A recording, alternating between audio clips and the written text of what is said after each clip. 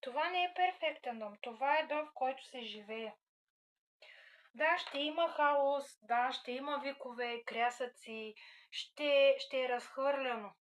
Но това са малките моменти, които са истински. И да, и аз съм жена, не съм перфектна.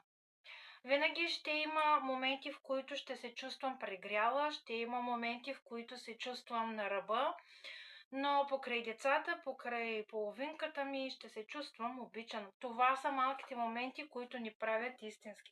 Да, ще имаме разхвърляна стая, ще имаме разхвърляна кухня, но това на мен не ми пречи. Това е онзи момент, в който си казваш майната му на чиниите в мивката, майната му на разхвърлените дрехи, непребраното пране, неизпраното пране.